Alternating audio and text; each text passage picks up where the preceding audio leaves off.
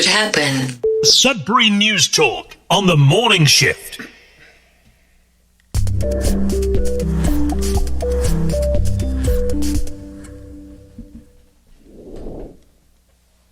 Good morning, everyone.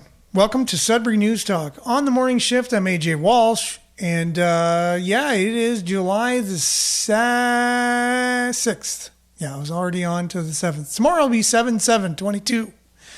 So I guess I'm excited for that. But it's July the 6th, today. And it is Wednesday, hump day, if you work a regular Monday to Friday job. And it's we're going to get to some weather. We'll let you know that there's some good news coming up. If you like sun, good news already if you like the wet stuff. So anyways, it's great to be with you on Facebook Live, YouTube Live, and on the radio on CKLU, and on the internet on CKLU auditorially as well.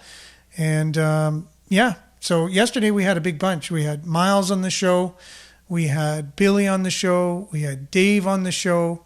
And Zach is currently on holiday, so Zach is no longer with us. So anyways, Dave was here yesterday, and Dave is here again today. Good morning, Dave. How you doing? Good morning, Aaron. I'm doing good. Good. I was just thinking that we're going to have a good show today, so I hope you're feeling the same way. Yes.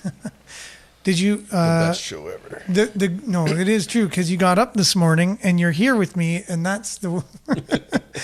I texted you. I'm like, oh, he's gonna sleep in. Like yesterday, you came down and you're like, I just woke up. 5, and you thought you were gonna be the only one, right? Because I was like, Zach's not on, so can you pinch hit? And then you come down and you're like, Billy comes in the studio. Miles is on the. Is on the remote, and you're like, wait a minute, here we got a full house. Why did I have to get up so early? No.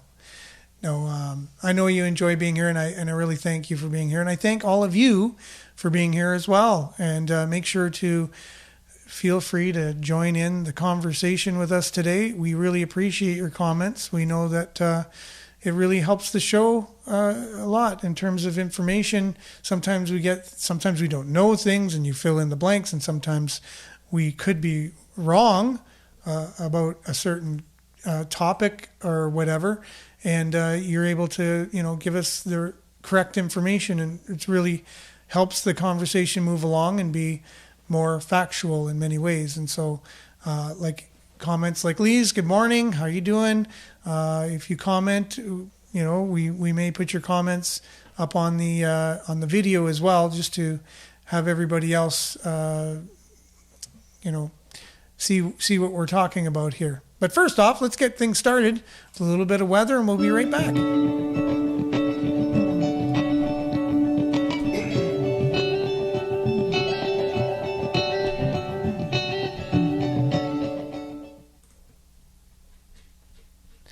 Yes, and we are back. We're just getting things set up here because we got our new template. And I didn't realize it doesn't show the whole screen, but we can work with this guy.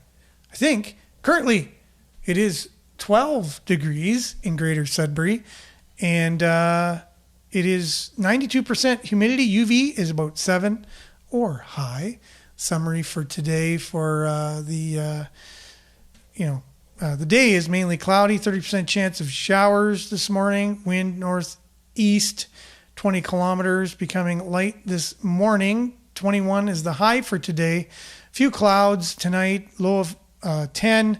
Thursday, mix of sun and cloud, and becoming cloudy in the afternoon. And the wind will be gusting up to 40 kilometers. High of 25 for Thursday. Humidex will feel like 27. Here you go. Long range.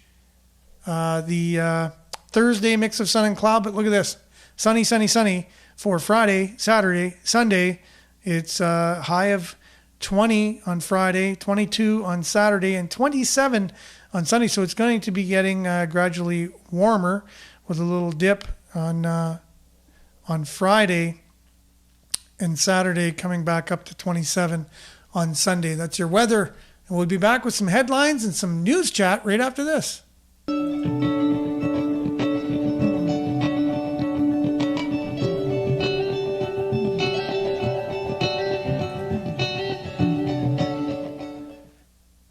So as usual, Dave this morning has been busy looking at some of our headlines and things like that. So we've been busy here on Sudbury News. If you go to our Facebook, which you currently are on, if you're watching us on Facebook Live, if you're listening, sorry about that. We're also we have a lot of visuals, so we will make sure to make sure that we're explaining what we're looking at when we have things on the screen and things like that. But what we normally do is we look at our things that we've posted on our Facebook page and unpack the news. So thanks for those that are watching on Facebook. Make sure to like and share the video. Get the conversation out there so that way more people can be part of the conversation and make our community that much more inclusive, meaning we all can have our voices heard, and this is a way to do that. And so let's look at some of the things we're looking at today. We've shared on the Facebook page. Here you have it. Music galore plus theater and poetry in July. Judy Strawn and Vicky Gilhula basically doing a great job of informing us on all things arts in Sudbury. We've shared that on our events page and on Sudbury News. We'll see if we can look at some of those things coming up. Just so we know what's going on in the city. Sometimes we want to get out of the house, get out in front of our computer and enjoy, things. Definitely. Some big stuff happening this weekend. Yeah. Good weather for them, it seems. Good weather. Good Northern Lights. Yeah. That's right. Talk about Northern Lights is one of the things going on. There's a letter to the Sudbury Star, basically somebody talking about the story we covered the other day. Robert Kerwin was saying basically people that were coming out to the valley on the last bus in particular should be carded and have a special ID card to prove they are indeed from the valley. And if they're not from the valley, then they're not allowed to come here, because he was claiming that there's pit parties going on and teenagers are coming from Sudbury. They're being recruited from an organized crime group of some kind that use colored rocks as their way of communicating as to which businesses to break into and things like this. So this particular person is voicing their feelings about this particular story that Robert Kerwin was, advocating for that to happen, for people to be carded, to particularly teenagers, to on the last bus coming out to the valley. Anyways, like you said, Dave, 50 years, Northern Lights is celebrating 50 years. Congratulations, yes. Pretty incredible. And that's this weekend? Because you mentioned that's this weekend, but I don't. But anyways, we'll talk about that. Yeah, maybe not. I didn't check the exact date. So. The commercial's been playing constantly on CKLU, so I've listened to it every day, and I should know that. Anyways, another story here: the feds announced $2 million in funding for battery electric research and development in Sudbury. That's FedNor Ministry. FedNor Minister Patty Hadju was on hand, that the agency was supporting this particular initiative. Here you go here, FedNor Minister on hand, that the agency was supporting the development of a battery electric research lab at Cambrian and the BEV mining innovation work at NORCAT. So lots of stuff always going on in terms of mining. Good to see the cash is a-flowing.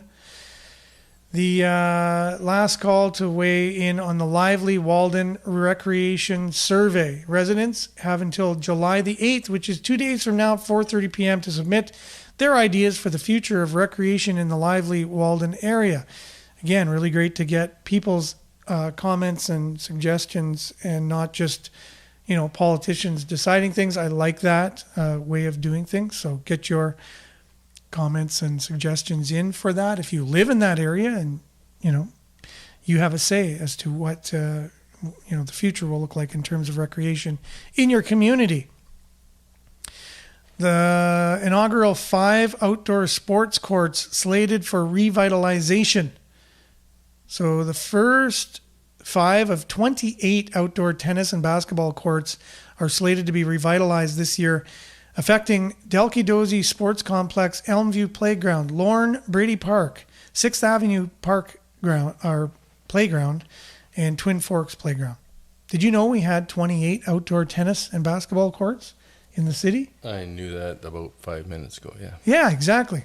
So you've known that for quite some time. So I guess I shared this story twice. I'll have to delete the other one. So a new report released by Public Health Canada was connecting socioeconomic status to opioid-related overdose rates. So the story is on CBC. Income and postal code can influence opioid overdose, study finds. So that's an interesting one I definitely want to talk about. So speedy soccer star Kelly Hellstrom chases her dreams. An awesome postgraduate opportunity is great compensation for Sudbury player whose trajectory was impacted by the pandemic. So, hey, that's pretty awesome there. Speaking of 50th anniversaries, the Caruso Club prepares for a weekend of Italian fun with food, fun, and pro wrestling. Cool. Pro wrestling. You can't beat that. I don't think it's the WWE, but they have pro wrestling nonetheless. With food, fun, and wrestling, pro wrestling, Sudbury Club's annual celebration of Italian culture turns 50 this year. So let's look at that. 50. Oh, yes. And also, the Greater Sudbury Police released that for motorcycle enthusiasts, the 2022 torch ride for Special Olympics Ontario will take place Sunday, July 31st. So you can go to the Greater Sudbury Police. They have this great poster there for the torch ride. And so let's get into some of these stories. Did any story catch your fancy this morning, Dave, that in particular you wanted to start with? Nope. Yeah, Cool. the opioid, Dr. Franklin has some good things to say, I think, and that was interesting to me. But So that's the study on CBC? yeah, this postal code, obviously. Cool. Yeah, Well, let's look at that. neighborhood Let's look at that first, because I that's one of the ones that caught my attention, and it's a kind of a meaty story as well. We have some really good feel-good stories today. Soccer, Definitely, yeah, 50th anniversaries, lots of events going on. So let's maybe the Northern Lights. Yeah, exactly. Yeah, let's talk about some of this stuff first. Some of the, the more, depressing. Is that the word I'm looking for? Go from ugly, bad to good, yeah. Yeah. Over 200 white crosses line the Crosses for Change site on the corner of a busy intersection in downtown Sudbury. It's a poignant and eye-catching memorial to those individuals lost to the opioid crisis. Now, those of us who've driven downtown Sudbury in the last year or so have seen this, and a lot of people are wondering what's going on. There's a lot of crosses down there, and I think by now most of us do know that represents an individual who has passed away, sadly, due to the opioid crisis. Taking opioids has led to their death. That's an individual. That cross represents an individual. So a new report released by Public Health Canada is connecting socioeconomic status to opioid-related overdose rates. Researchers at the University of Waterloo wrote the peer-reviewed paper, which looked at opioid-related deaths, hospitalizations, and emergency department visits between 2000 and 2017. The report found that area income was found to be highly associated with opioid overdoses and hospitalizations. Psychosocial factors like stress, unemployment, housing, insecurity are particularly concentrated in low-income areas and may play a significant role in the opioid epidemic. Interesting. So what kind of things did you find in the story that... Well, Any of the facts and figures yeah, I that think you basically stood it's out to saying you? your, like your environment has, definitely an effect on, your whatever, stress level and, different challenges that you have to, I guess, stay away from, getting involved with these harmful drugs. Now, was that a surprise to you at all? No, not too enlightening actually. Yeah, but basically, I think from what Dr. Franklin's saying, I think a lot of people don't understand that or don't realize that, and politicians is one of the groups that he pointed out to that that don't seem to take that as a serious goal to change and or improve. Says the most recent numbers from the province's chief coroner show that last year 2,819 Ontarians died due to opioids, a figure that includes both confirmed and probable opioid-related deaths. The 6 public health units with the most deaths per capita in 2021 were all in Northern Ontario. Yeah. Thunder Bay at the top of the list. So that's interesting. Do you think the idea that Thunder Bay being at the top of the list is part of it due to isolation? Now, I'm talking about not just isolation. There was the pandemic too. We're all isolated, but their community is rather isolated in terms of, the city itself. Yes, yeah.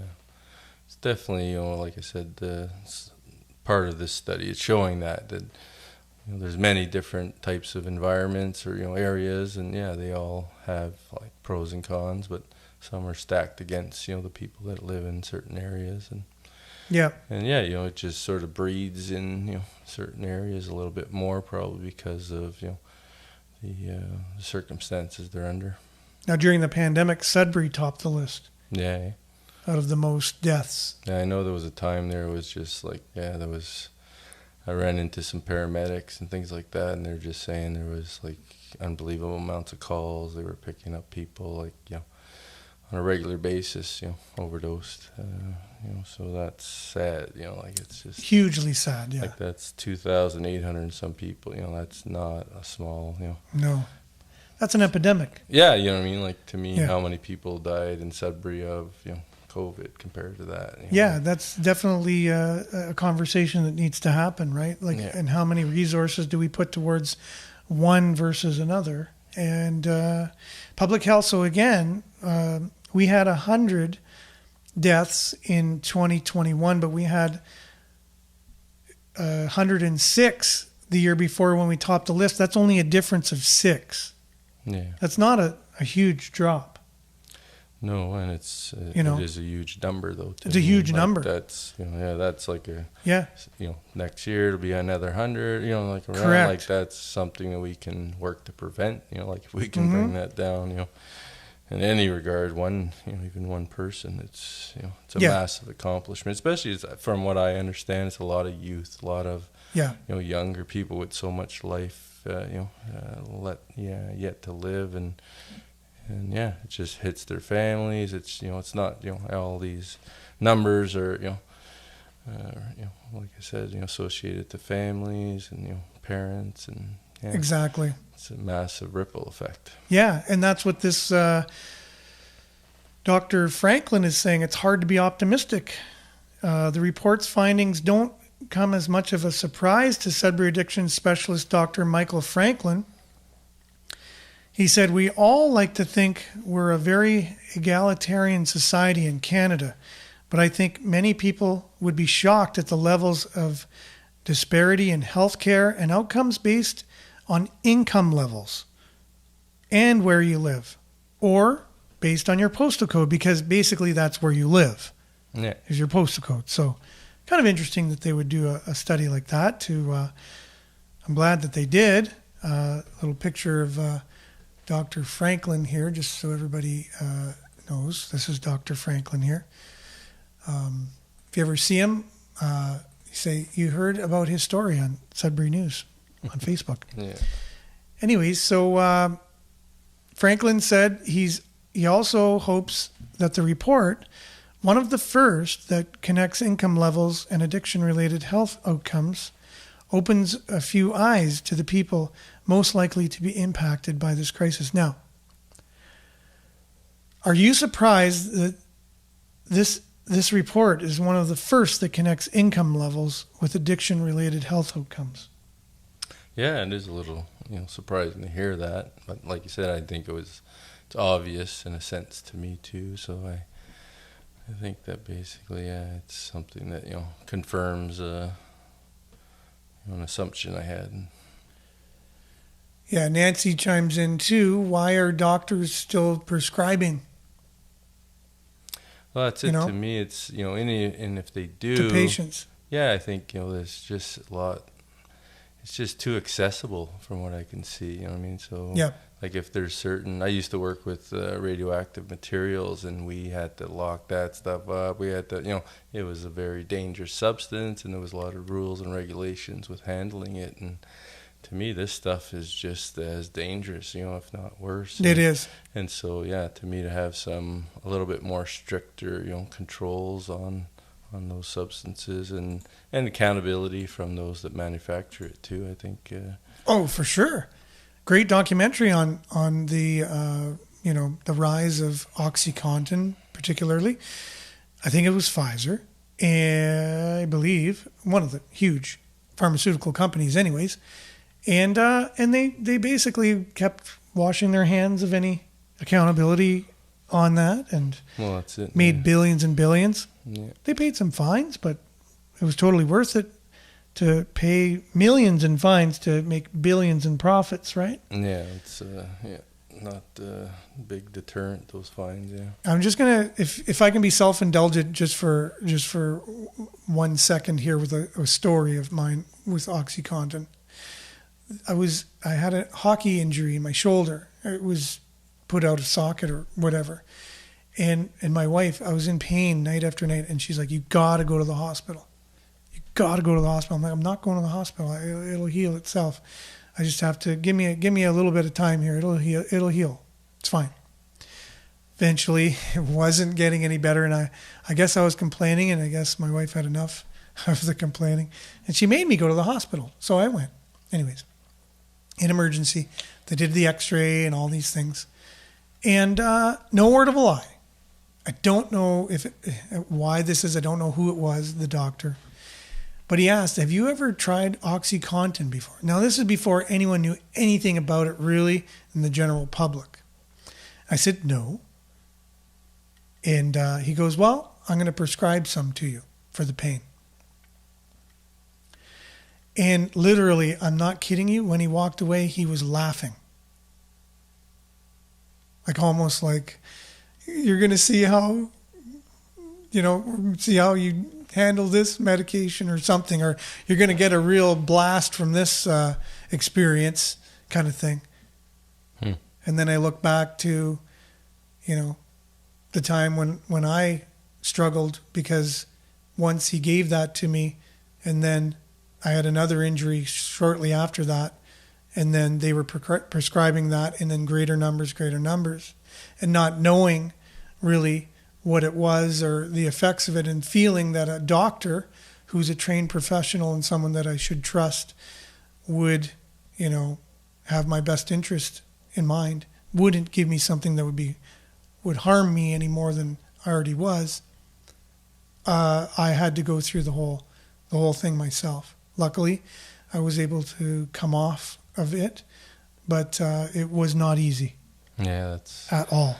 That's what I hear. I've never tried that specific thing, but and you shouldn't. Yeah, to me it sounds scary, boy. Especially these, like I said, these young people just experiment, learning about life, and this stuff's floating around like candy, and you can make a choice to try something, but it's sometimes hard to make the choice to stop doing it. So I think we need to have better controls, and just a little bit more stories on this stuff, and discussion on how we can improve the situation. Because basically, now that we know this, OxyContin is heroin in a pill. It's synthetic heroin, and we all know how addicting heroin is, and what it does to people individually and societies in which it's allowed to run rampant. And that's what we have here. We have an opioid crisis, which is really a heroin crisis, if you want to look at it that way, to know how harmful it actually is. Being prescribed by our doctors. Now, I know it's changed. It's not like it used to be. And I think a lot of doctors are not prescribing it anymore, and they're trying to come up with alternatives. And this is another thing. Pain is real too, right?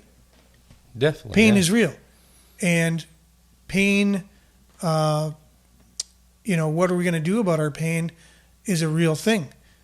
And some of us are in a lot of pain, and we need things. My experience with OxyContin, it didn't really do much to the pain other than numb me a little bit, but it was mostly in the mind. It was mostly an escape in my mind, which then that's the addiction came and whatever. So I don't think it's the most effective pain reliever. But I've never tried it, but yeah, to me that's obviously a factor in this issue, and people do need medications. Like I said, I think if you control it more, like it's a serious issue, so maybe taking a little bit more steps when they dispense this stuff and make sure it's going to the people that really need it, and like 100%. You said, the doctors are trained better, and yeah. So basically he says not to be overcritical, but there's a tremendous ignorance. People don't see that segment of society. I think the biggest benefit of showing this discrepancy in terms of negative outcomes is that hopefully it opens people's eyes to the need for greater care for targeted populations, particularly those marginalized by social determinants of health. But even with that data made public and in plain view, Franklin said he wasn't terribly optimistic that politicians in particular, like you mentioned earlier, were willing to make the big changes to address the opioid crisis. He says, I think people in Ontario Works or ODSP have such dramatic income disparities with the middle class that's made much worse, and it's made much worse by inflation. So bad as things were, I think they've only gotten worse. And we know that overdose deaths have increased dramatically because of the escalation from the pandemic, obviously. So it's hard to be optimistic about positive change. Unfortunately, right?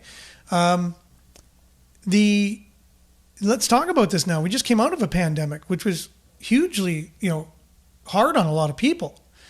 Not only of a low income bracket, but all income brackets. But how much more is it, made worse when you already have income problems? Did you know what the main reason for divorce actually is? It is financial. I thought it was for husbands not doing their chores. Husbands not doing the honey-do list. That is you're probably onto something there. But I think if you're looking at studies that have been done, peer-reviewed papers, finances and are the basically fighting over finances or being in high stress levels due to not being able to pay the bills and things associated with finances at every level, by the way, are the main reasons for divorce in general in North America. Yeah, I think it's a lot of stress. This is escaping from the stress and looking for some kind of, out. And like I said, I think from what I hear anyway, just trying it a couple times or whatever can really just get you hooked. And that's, that's scary. And that's what it is. It's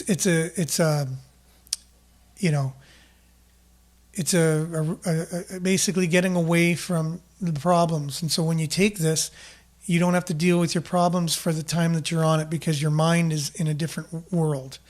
And so it's an escape, like you said. And unfortunately, when you have more things that you really need to escape from because the reality is daunting, it's an unfortunate reality. And unless that changes, I don't see it getting any better, just like Dr. Franklin said. We are in a crisis. It's an opioid crisis. And so I don't have the answers. Although recognizing it in studies like this, at least, let's get more of them. Let's get the conversation going a little more. What are things we can do? Is the economy going to get any better in terms of what you can see, Dave? The trajectory of the economy? Well, it's hard to predict. Yeah, I don't think it's looking like that, but yeah, I don't think I can predict it. But yeah, So it doesn't look like better safe than sorry. I think we're looking at higher inflation probably for the near future, and prices going up, and like rents. Like I deal with rents, and it's like there's a big jump from. And like I said, I think the last time about the pensioners, we're just not seeing any increase in income or benefits and things like that come anywhere near the inflation rates. And when they say 7.7 or whatever it is, that's to me on the low end. Like rents I know went up at least 20-30% since a few years back, and so it's But people's incomes. I deal with it every day. Yeah, well, that's it. There's people can't afford these places. They get, they have to go in with other people. So there's less, like you said, it just affects your environment. So there's lots of different, effects from the inflation and cost of living. 100%. It's, it's very sad. Yeah, fundamentally, it's like this word crisis. And are we really looking at it that way? Look with the money that was spent on the pandemic, which obviously was a crisis, but this is also, falling in that same category. Are we spending, what kind of percentage? I'd like to know the numbers in comparison to that, Yep. Well, along with this, then we'll come back with some more related stories. Oh, yeah. So anyways, I just want to get this comment last. So Nancy, so basically you pay your rent or feed your kids, and some people unfortunately are in that boat. And so with our related story coming up from Sudbury.com, we'll talk a little bit more about some of these things.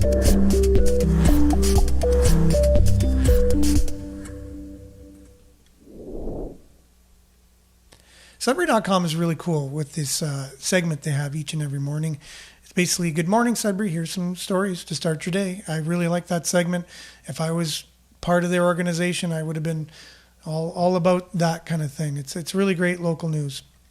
And they have a story right on the morning blurb this morning. Mental health calls up by 180%.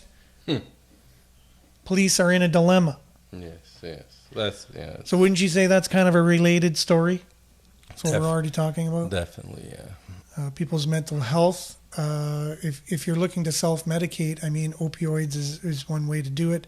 There's other ways. It's unfortunate. There's many opioids, by the way. It's not just OxyContin. There's all kinds. And then we're not even talking about the other addictive substances that people struggle with. Well, that's which it, are many. That's it. Yeah, self-medicating, all that kind of stuff. And when there's a saying there, when people lose everything, they lose it, kind of thing. Like there's just when there's no hope, when there's very little, like the gentleman said the other day, there's more month than money at the end of the month or whatever, and you can't afford, to have a decent meal. It can definitely, push you to want to have some kind of, substance to help with the stress and with the challenge, the mental, challenge of being in that situation. Yeah. So Jerome piping in here, I just want to get his comment there because it has to do with the last story. And you could read it in the comments. Unfortunately, on our screen, it doesn't fit in comments that are longer than two lines, it looks like. And I'm just learning this as we go as well.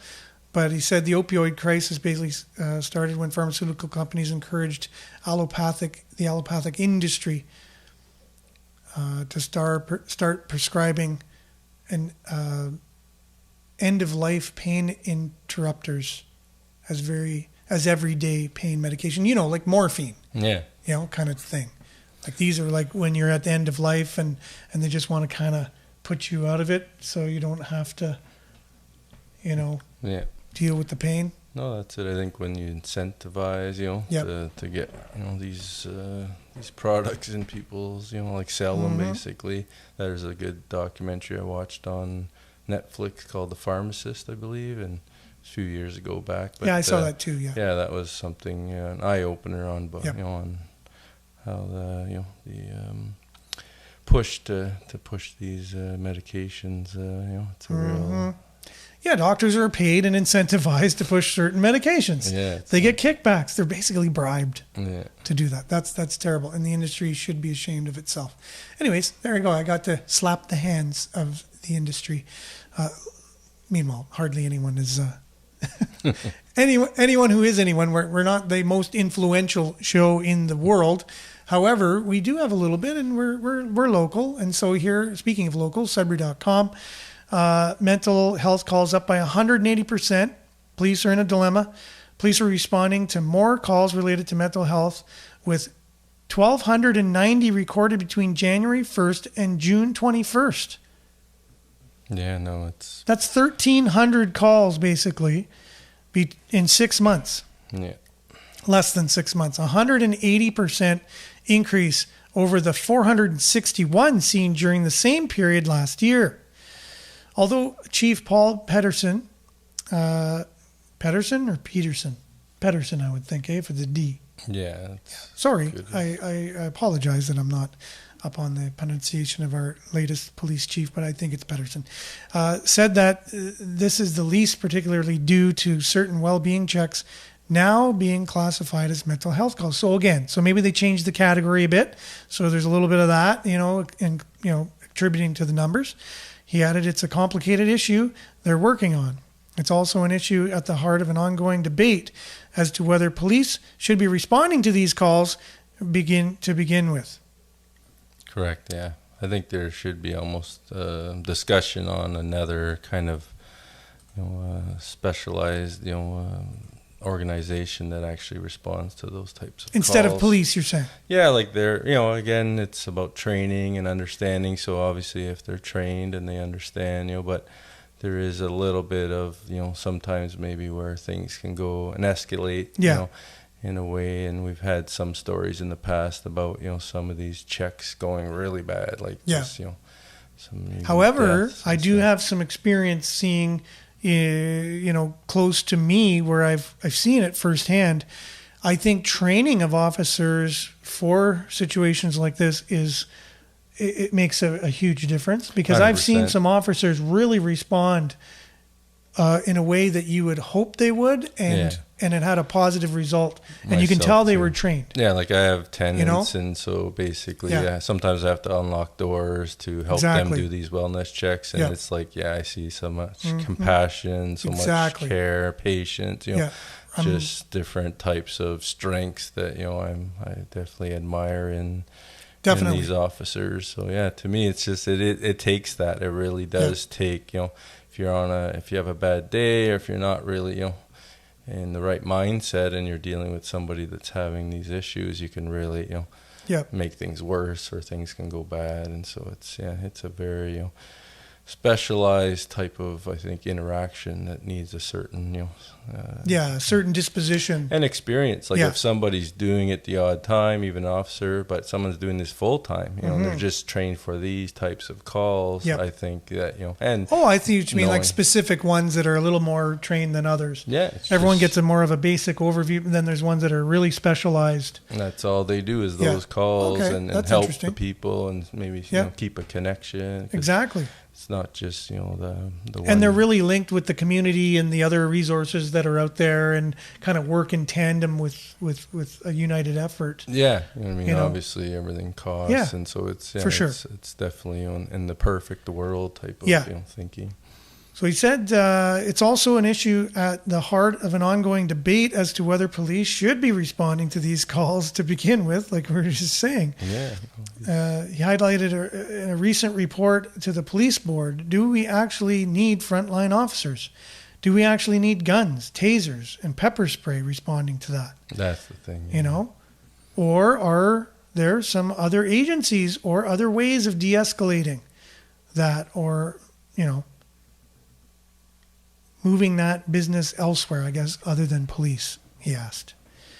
So, common question posed to police. The flip side, he said, is when there's an unknown or potential of violence associated with the call. And that's what came to my mind when he said, well, do we need guns or tasers or anything like that? And I said, some of these situations could escalate very quickly. And you're like, oh, I don't have a gun or anything. I was thinking I guess the the appearance, the optics of an officer coming, and they're all weaponized, and they got the guns and they got the look of authority and everything. Is that the thing a person needs to see when they're going through a mental health crisis, you know? Well, that's it, Instead of someone a little more softer, someone, you know, dressed more like they are, someone looks more on their level, you know, kind of idea. So these are things that do need to be discussed. And that's it. I think preventative, you know, like basically, you know, trying to do what we can to minimize, you know, the end, you know, so which is the calls and the need for them to go, you know, if we are helping people beforehand and looking at, you know, de-escalating in a sense that, you know, the need for these calls. Now, again, we're seeing this rise, the opioid crisis rising, and especially dealing with a specific economic, socio-demographic. So you see that, and that's what the study showed. Like people on lower income have a tendency of being more using opioids and actually it then causing their death. You see there's 180% rise in mental health calls for the police. This is a trend. Are you seeing something here? Like what are the issues? I think what are the issues causing these things that we need, first of all? Like it's like if you had a flood in the city and you lived beside a dam that was concrete and you noticed there was a leak in the dam that caused the flood.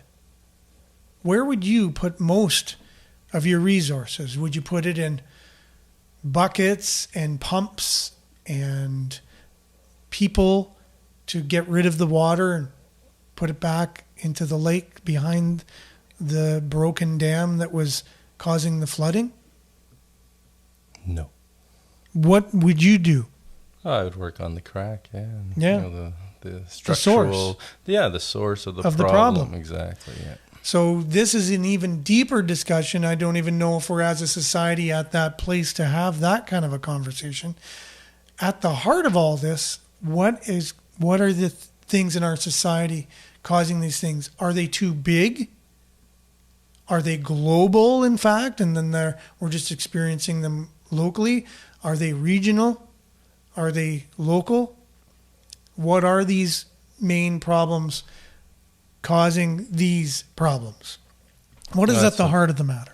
Well, I like what Dr. Franklin said, you know, that basically we're not, you know, the politicians or, you know, us basically, you know, aren't taking it as serious as we should, you know, and so basically they're not willing to put the resources and the time into these problems. And it's like, how bad does it have to get before we say, hey, you know, this $100 million project is not as important as these 100 lives that are, you know, and families that are going to be affected by, you know, 100%. This substance that, you know, we should be able to control it. You know what I mean? Like we want to control other things. So yeah, I think basically, you're right. We need to look at the source of the problem as much as possible, and we need strong leadership. The election is coming, so let's see who's talking about this issue. And so I like Jerome here. He really kind of gets pretty deep into some things and says basically, do we think that overprescribing pharmaceuticals or lack of nutrition and processed foods would have anything to do with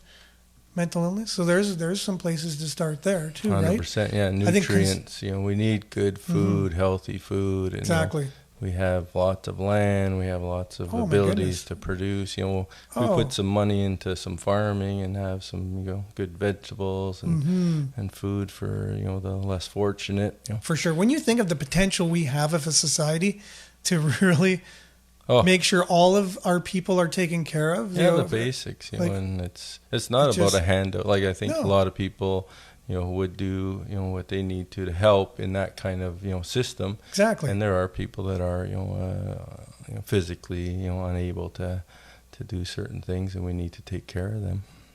Yeah, and then Nancy also chimes down what we talked about a little bit earlier about the lockdowns and things and the effect that it's had on us, and, you know, the prices out of this world. Even if it is processed food, we can't even afford that, let alone nutritious food, which does cost more too. So unfortunately. Okay, well, maybe we can get we need to let you all know about some events and things to get you out of the house. You're not sitting in the house being all depressed. That probably don't cost all that much either. So we'll be right back.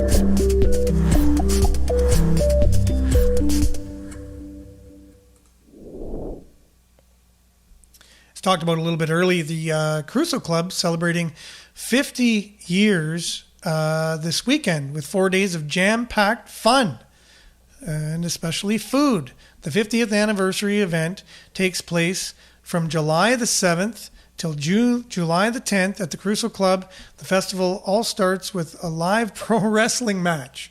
So if you like pro wrestling, and even if you don't, I think it's very entertaining. Yeah. I remember I went to see pro wrestling with my dad when I was really young, and it was just like, the kids love it. It's fun. It's family entertainment. It's not real, by the way. So if you do feel it's real and you put that in the comments, I'll share it. But I mean, anyways, whatever. If you feel it's real, it's real. Okay. Anyways, it's a lot of fun. It's entertainment. Angela Corsi Rasso told Sudbury.com in an interview, the entertainment chair with the board of directors for the Caruso. She is the entertainment chair on the board of directors of the Caruso Club. She's been with the club almost all of her life, she said, but it's her first year as a member with the board of directors this year. While the festivities start on Thursday, the opening ceremony will be held on Friday afternoon, 4 p.m. The mayor and different local dignitaries, including Dave, will be there. And the Italian vice, if you want to get autographs, Dave will be there signing. The Italian vice consulate. Wow, that's interesting. They will all be here for the opening ceremonies. After the ceremony, people can head to the food.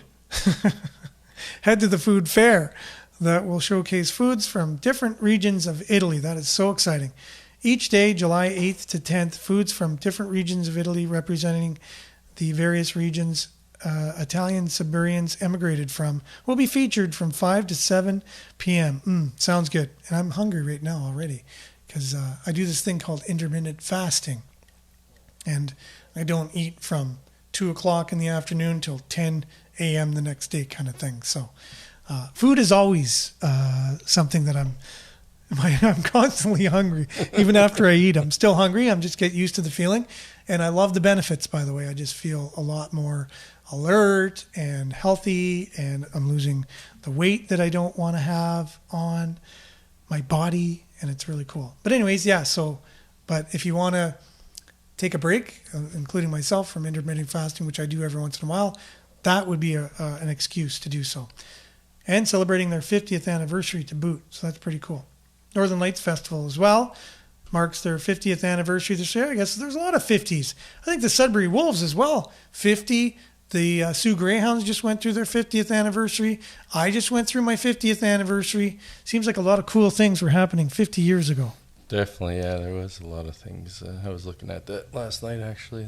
1971, 72, there was a bunch of... big year, no? Big things, for things. Yeah. Including Northern Lights Festival Boreal. Yeah, that is this weekend, so... So 50 years ago, no one could have imagined Sudbury's iconic music festival, Northern Lights Festival Boreal, would become what it has.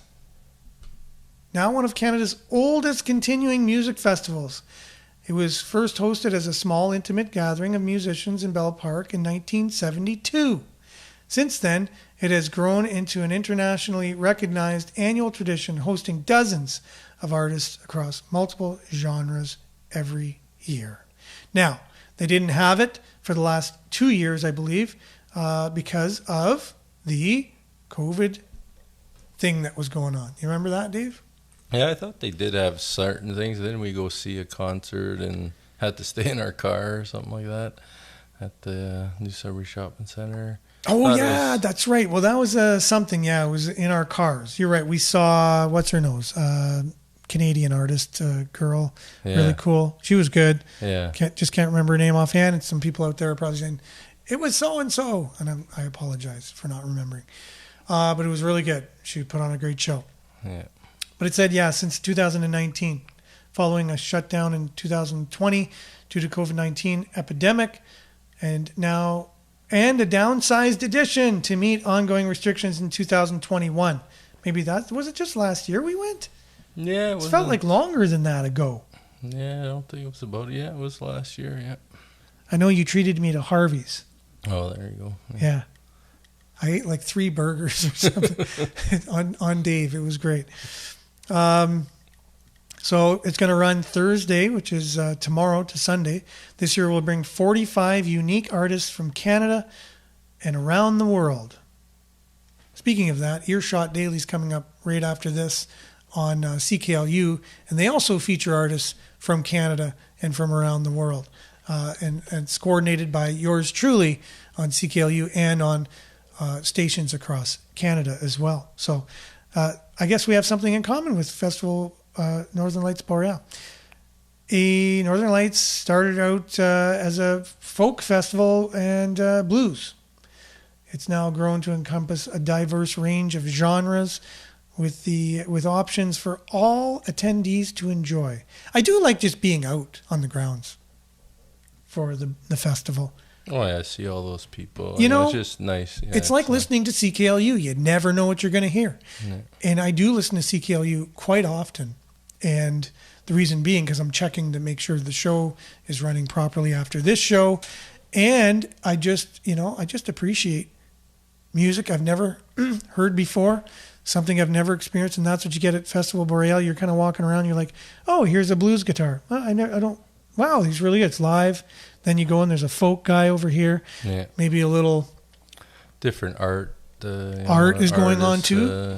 Different. Not just music. Yeah. All kinds. We're celebrating offerings art and diversity of our community. Yeah. Art in general. And speaking of art in general, I know Judy Strawn and Vicky Gilhula basically. If you go on Sudbury Star, if you go on our Facebook page, you can see all the things going on in July. So here it is here. Music galore plus theater and poetry in July. You got this weekend is all about Northern Lights. We just talked about that and their 50th anniversary. And then they go on basically all the other things going on during the month of July. You got to check that out. They do a really great job for the arts here in Sudbury and keeping us informed. We always share it to our Greater Sudbury Events Facebook page and on our Sudbury News Facebook page as well. And if you listen to CKLU, they have a lot of things that are going on as well there. I think she's still doing her show on Wednesdays, 9:30, I thought. But anyways, maybe not. So I'll have to check into that and keep ourselves informed about what's going on. Lots going on. Get out of the house. We talked about mental illness, talked about opioid crisis, talked about a lot of depressing things. But you don't have to be depressed, even though there are a lot of depressing things going on. You can get out of the house and see some things and enjoy, be in the present moment, as my good friend Kyan would say. Be in the present moment and really just enjoy what's out there. There are some things to enjoy too, right? And here's a really good feel-good story to end the show today. Speedy soccer star Carly Hellstrom chases her dreams. An awesome postgraduate opportunity is great compensation for Sudbury player whose trajectory was impacted by the pandemic. The 23-year-old graduate of LaSalle Secondary School, here I'm just going to share this because I think we all should see who we're talking about, not just what we're talking about. Kelly Hellstrom, the 23-year-old graduate from LaSalle Secondary School, recently completed her 5-year career with Kent State Golden Flashes, following in her soccer footsteps of her older sister, Jenna. The 3-time academic All-MAC honoree who led the conference in assists in 2001, wow, pretty awesome, also lost an entire season to an injury 2018, in addition to dealing with the obvious cancellations and limitations of the pandemic. A wonderful summer is in store for the speedy wingback with the recent news of her acceptance into Masters of Psychotherapy program at the University of Toronto, combined with the fact that she has been welcomed with open arms by Blues Women's Soccer Associate Head Coach Angelo Cavalluzzo and company, and her remaining eligibility as a player. I think that my undergraduate degree, I was very involved with my academics and very involved with athletics as well. Hellstrom said it will be challenging on both sides, but I'm very excited and willing to take on the challenge. It's about being able to time manage.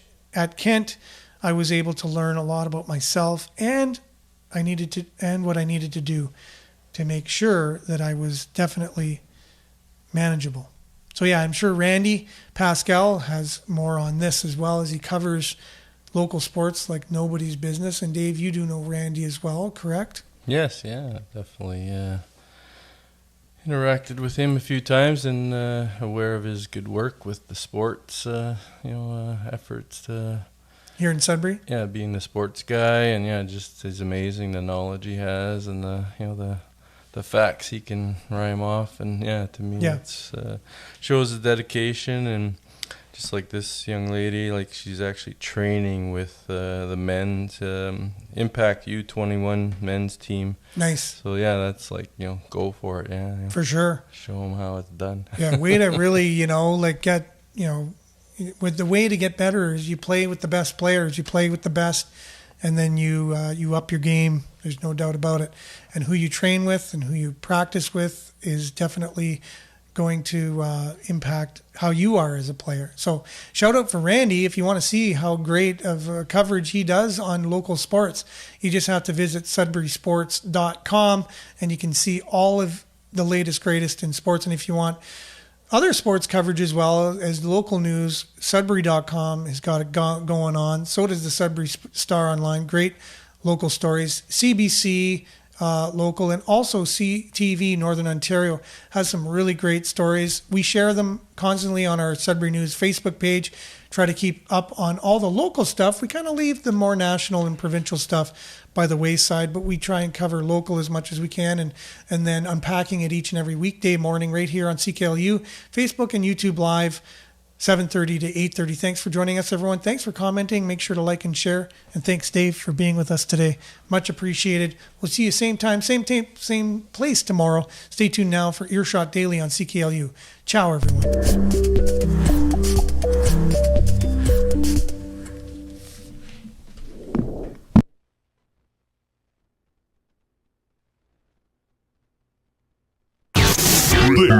This is Sudbury News Talk on the morning shift.